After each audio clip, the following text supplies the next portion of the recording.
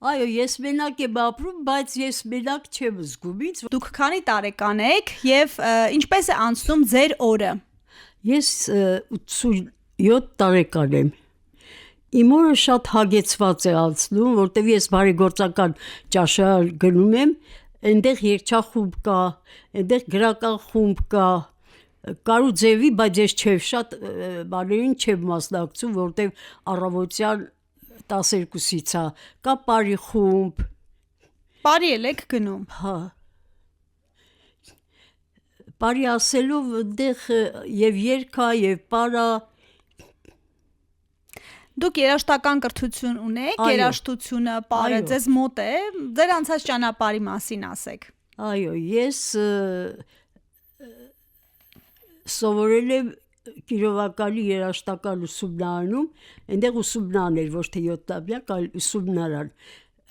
ոնց որ ստեղ Ռոմանոս Մելիքյանը, հետո գնացի կոնսերվատորիայից ամուսնացած չթողեցին մի խոսքով շարունակեմ, մի քանի տարի հետո գրեցին, կանչեցին, չգնացի, այդպես կիսատ մնաց։ Ու սկսեցի աշխատել արդեն երաժշտական գծով, տարբեր հիմնարկներում, երկրորդ մասիվում եմ աշխատել, Աբարան են կանչի հաճախ ձմեռը, գնացող չի եղել, կարիք ա եղել ինձ տարել են, ես այնտեղ քնել եմ ամեն անգամ մի աշակերտի տանը գիշերը կիրակի օրը հետ եմ եկել։ Ձեր բազմազբաղ առօրյան երիտասարդ տարիներին պահպանելու համար եք դուք այսօր ամեն օր ինչ որ միտեղ գնում, այսինքն դուք ձեր տեմպը չեք թողել։ Հա, ես ինքնըստինքյան է ստացվում, ինձնից կախված չի։ Ոնց որ մարմինս պահանջ ունի դրա։ Որ ինչ անեք։ Որ շարունակեմ զբաղվեմ նման վազքով, կարելի ասել, շարունակել չհաշված, որ ոտքերս շատ վատ վիճակում են։ Բայց դուք ասացիք, որ 3 Սևանի թերակղզի եք գնացել, չէ՞։ Այո, ինձ ասեցին նստի ավտոբուսի մեջ, որտեղ դու չես կարող բարձրանաս։ Ես էլ խնդրեցի, ասի Թամարա ջան, շատ եմ խնդրում, ես կգամ, որտեղ կհոգնեմ, այնտեղ կնստեմ, կսպասեմ, մինչև դուք բարձրանաք իջնեք։ Եվ ես բարձրանալով կամաց բարձրանալով հասա միտեղ, որ արդեն մի քիչ հանգստանում էի, ես կորցրեցի մեր աղջիկներին, կարելի ասել, մեր երգչախմբի աղջիկներին, Գոհարի հետ պիտի երգչախմբով երգեինք այնտեղ Սևանում, կորցրեցի իրանց եւ մի քիչ հանգստացա, այդտեղ մի տղամարդ մոտեցավ, արդեն քիչ էր մնացել, մի քանի կրուկ էր մնացել, այդ տղամարդը կնոջ հետ մոտեցավ, ինձ գրկեցին, բարձրացրին, փշեր կար, վարդի փշեր էր, ինձ ասեցին, դու այնտեղ չես կարող բռնվես, ավելի լավ է մեզնից բռնվի։ Մեկ էլ տեսա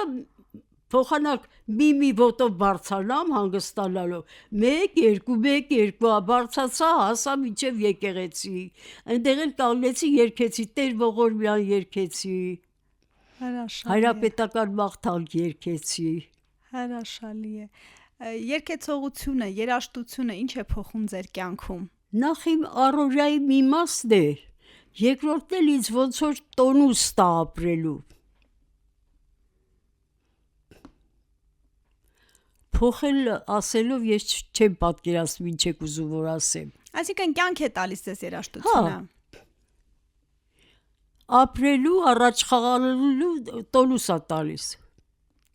Իսկ ես գիտեմ, որ դու գրական ակումբել եք հաճախում, գիտեմ, որ շատ սիրում եք ասում։ Օրանել եմ հաճախում, երգչախումբ կա այնտեղ։ Հրաշալի է։ Իսկ գրական ակումբ որ հաճախում եք, ես գիտեմ, որ դուք շատ լավ նաև ասմունքում եք, անցած անգամ, երբ որ մենք հանդիպեցինք, դուք մի քանի տող ասացիք։ Եթե մի բան կհիշեք։ Ոչ ամեն անգամ եմ գրականը գնում, ուղղակի եթե իրանք արդեն հանդես են անում,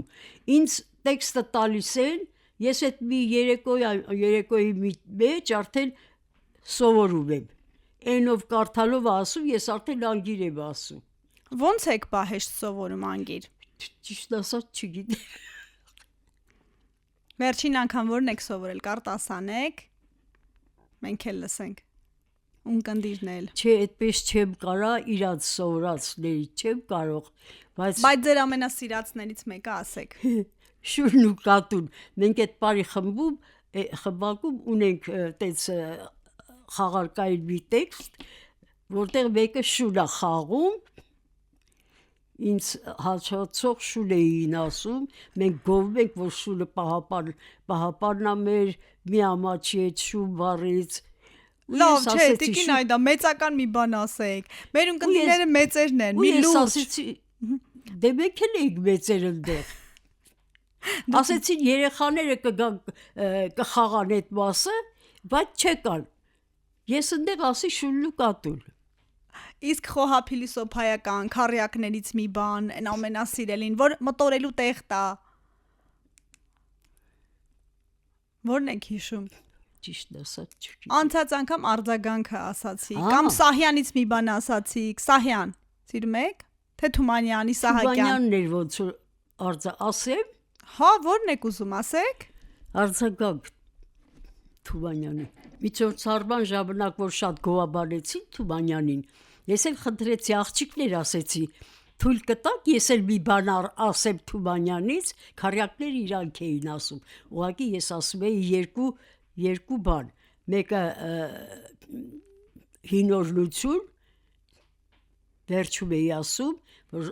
եզրափակում էի, մեկն էլ արձագանքը։ Լավն է արձագանքը, եկեք արձագանքը։ Սարերում անտես ընկեր ունեմ ես,